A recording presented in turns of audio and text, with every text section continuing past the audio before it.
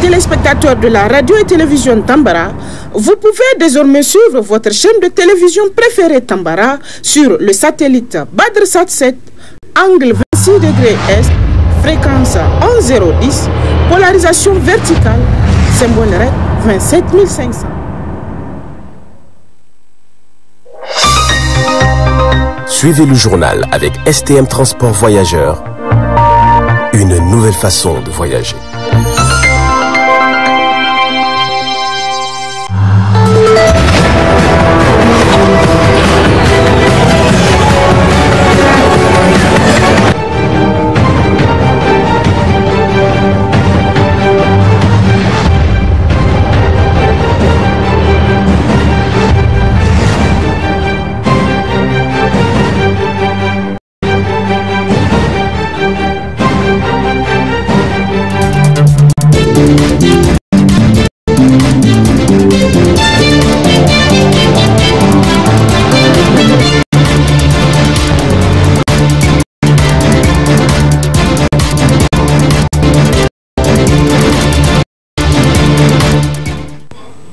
Bonsoir à tous et bienvenue à cette édition du soir sur la télévision Tambara.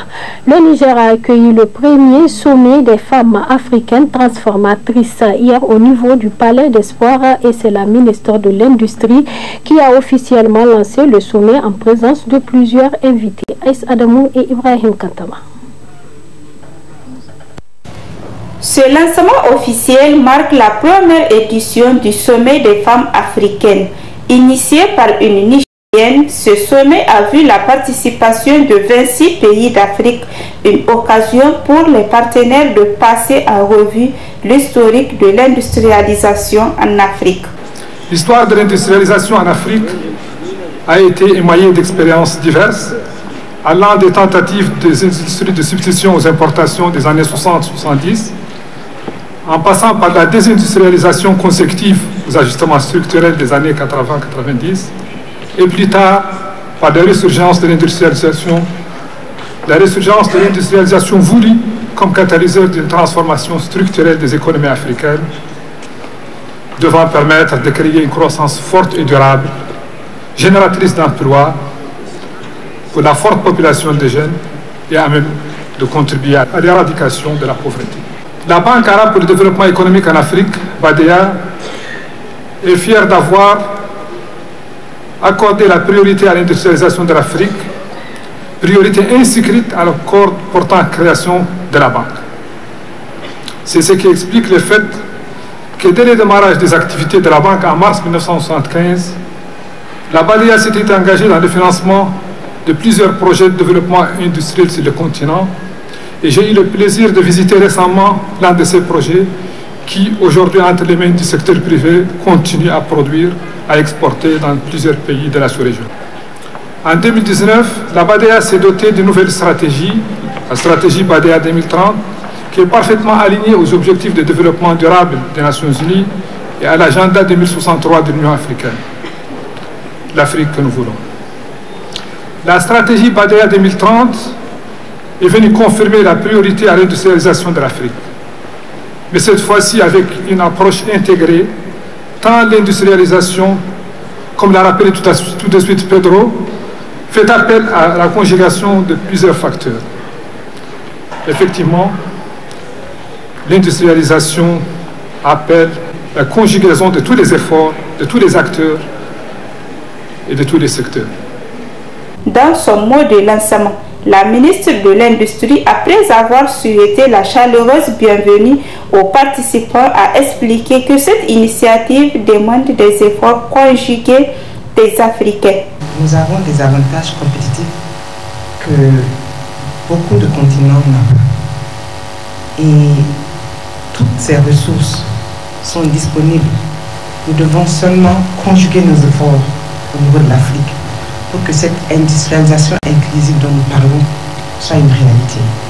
Ça a été dit par un des intervenants, nous n'avons même pas le choix. Ce n'est plus un choix aujourd'hui pour nous. Il y va de notre survie. Le développement économique de nos pays doit forcément passer par l'industrialisation de notre continent. Nous devons faire en sorte que nos produits, comme l'on dit les uns et les autres, que nos matières premières, nous puissions les développer, que nous puissions les mettre sur les marchés internationaux, que nous demandions à nos partenaires de venir implanter leur usine de fabrication de cacao. Nous avons la main-d'œuvre nécessaire, nous avons la matière première nécessaire, nous avons tout le reste.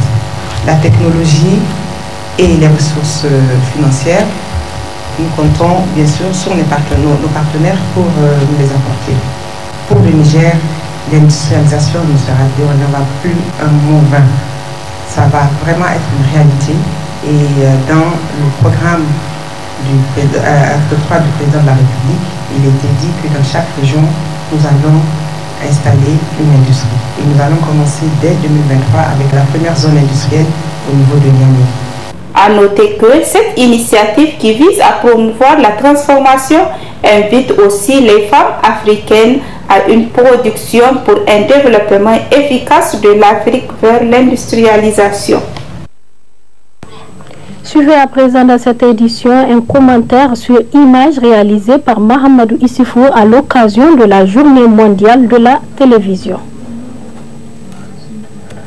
Proclamée par l'Assemblée générale des Nations unies en 1996, la Journée mondiale de la télévision vise à encourager ainsi les échanges mondiaux des programmes télé se concentrant sur la paix, la sécurité, le développement socio-économique et l'amélioration des échanges culturels. La télévision est d'une importance capitale en tant que premier moyen de communication et passage normal de l'information. La télévision est un ensemble de techniques destinées à émettre et recevoir des séquences audiovisuelles appelées programmes télévisés. Cette transmission à travers la télévision peut se faire par ondes radioélectriques, par réseau câblé ou satellitaire. Un appareil permettant d'afficher des images d'un programme appelé télévision. La télévision est un facteur contribuant au développement de la culture générale, du métissage culturel, l'exposition à la publicité télévisée portant sur le marché des produits et services. Elle permet un développement de l'esprit chez les enfants qui imitent ou veulent être comme les héros d'un film télévisé. Enfin, malgré tous ces côtés positifs, la télévision a aussi des côtés négatifs. Quel rôle joue la Banque mondiale dans la lutte contre le réchauffement climatique en Afrique? Nos confrères du studio Kalangou ont posé la question à Ousmane Diagana, vice-président Afrique de l'Ouest et centrale de la Banque mondiale. Les pays africains sont vraiment frappés par le changement climatique. Ils ne sont pas suffisamment bénéficiaires des ressources qui sont en train d'être promises ou même mobilisées pour les aider à s'adapter aux effets de ce changement climatique. Et nous pensons que c'est quelque chose d'injuste qu'il faut corriger parce que les pays africains contribuent très peu à l'émission du gaz à effet de serre, donc à la pollution sur le plan mondial, et que par ailleurs, d'ailleurs, les pays africains absorbent une partie importante de ces pollutions qui sont générées d'ailleurs. La Banque mondiale, c'est l'avocat des pays africains en mettant cette question-là sur la table dans toutes les négociations internationales. En même temps, nous jouons notre rôle en finançant des programmes qui permettent aux pays africains de s'adapter aux effets du changement climatique. Lorsque j'ai parlé tantôt de ce que nous faisons dans le secteur de l'agriculture, de l'énergie ou de l'eau, nous le faisons selon une approche qui permette à ces secteurs d'être encore beaucoup plus résilients, qui tiennent compte de l'impact du changement climatique sur les sols et donc par conséquent sur la production ou la productivité agricole, sur l'énergie. Et donc en disant il faudrait que les pays africains puissent être soutenus afin ceux qui ont un potentiel par exemple important dans le solaire ou dans l'éolien puissent utiliser ça pour bien sûr créer les conditions d'un meilleur accès de population à l'électricité.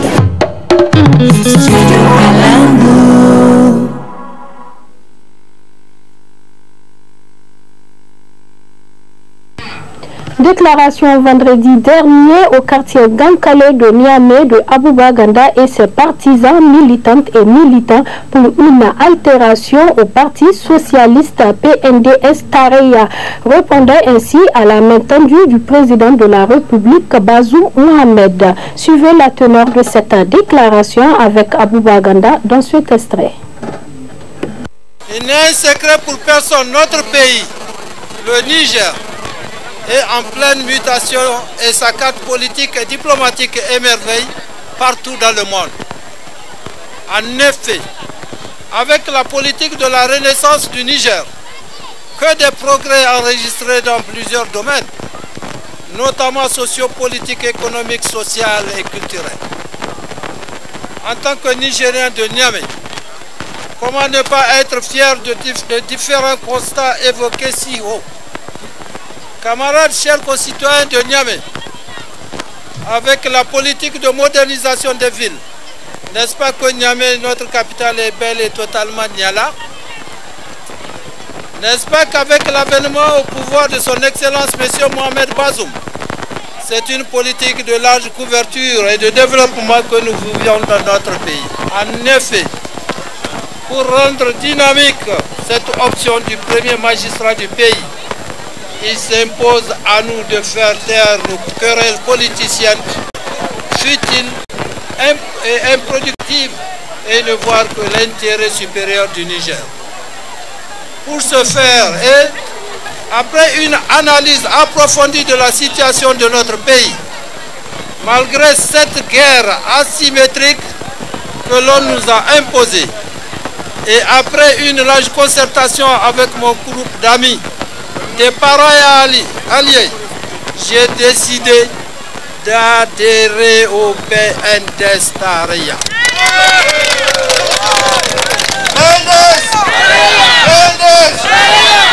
À compter de ce jour, rejoindre les structures de ce parti implanté à Niamey.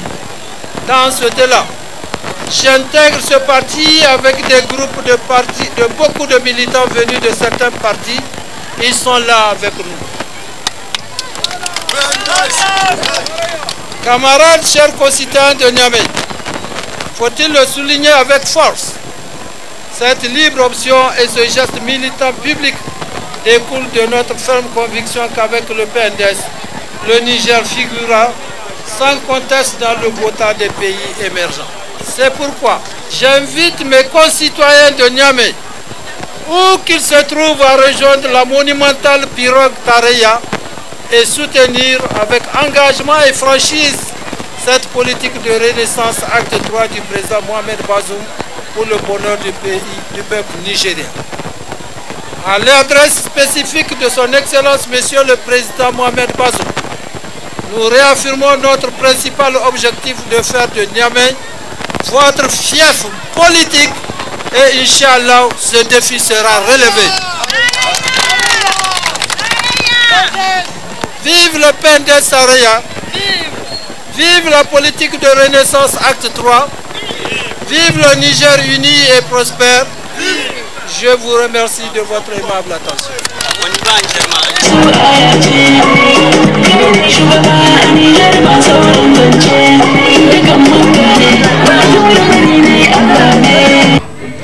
Très courant cosmétique, le beurre de karité est un ingrédient aux multiples vertus. Que ce soit pour les cheveux, le visage ou le corps, il présente des propriétés très variées. Quels sont les bienfaits du beurre de karité? La réponse dans cet élément. Extrait de la noix appelée amande du karité, le beurre de karité présente de nombreux bienfaits qui font de lui un excellent allié du quotidien. Ses vertus sont connues depuis très longtemps car en Afrique, c'est l'ingrédient phare pour soigner et calmer les irritations, les peaux sèches pour les adultes et aussi pour les nourrissons. Bulanga agaburi ga hamse bulanga agaburi mu ba wayansi zan bulanga wo amfani bo buna ta safari hannano igine gunda koi kan wanda gundi aga hinga ka bulanga ga ga dan mai wura gagwan aga tusu gunda abu haya da aga koi zumbi zo ba aga te zo sai hari hannu C'est en cette fraîcheur que le beurre de karité est beaucoup utilisé. Le beurre de karité est très bien pour la peau, mais aussi dans les repas. L'utilisation est très efficace car c'est un médicament. Les femmes enceintes peuvent l'utiliser en avalant un peu ou en appliquant ça sur le ventre, car il protège le bébé. En froid, les gens l'utilisent pour un mélange avec de la vaseline. Il lutte contre les peaux sèches et aide à adoucir le corps. Tout ça sont les bienfaits du beurre de karité. Aussi, il est très efficace pour les nourrissons. Même lorsqu'une personne a une fracture au pied ou au bras, elle peut utiliser le beurre de karité. En tout cas, le beurre de karité est très bien. C'est ici au Niger que les gens ne s'intéressent pas à ce beurre de karité. Sinon, au Bénin, les gens l'utilisent beaucoup dans les repas. Mais les beurres de karité sont différents sur les marchés. Il y a d'autres, vous pouvez même les avaler sans problème. Les noix d'amande sont produites en saison chaude, mais c'est en cette période de froid qu'on le retrouve en abondance. Les noix d'amande sont moins chères en saison chaude. Par contre, c'est en cette saison qu'il est un peu cher parce que c'est en cette saison que les gens l'utilisent beaucoup plus.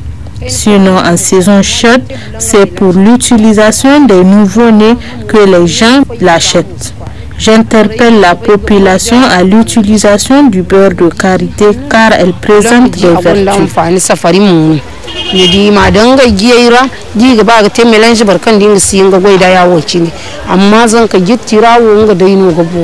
Notons qu'une prise de conscience doit être faite sur l'utilisation du beurre de karité, car il est vrai que ce adage fait sens quand on y pense, surtout lorsque l'on constate les effets positifs du beurre de karité. Et nous sommes à la fin de cette édition. Merci de nous avoir suivis. Au revoir et à bientôt.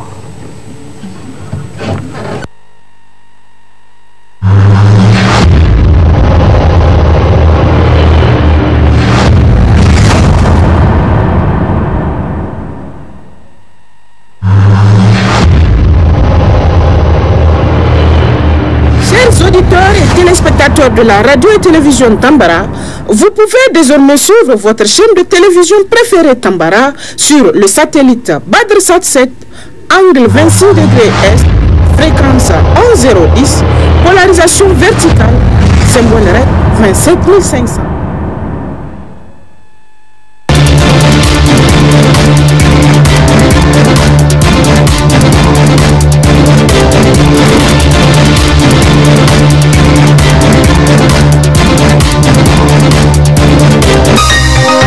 Ce journal vous a été présenté par STM Transport Voyageurs. Une nouvelle façon de voyager.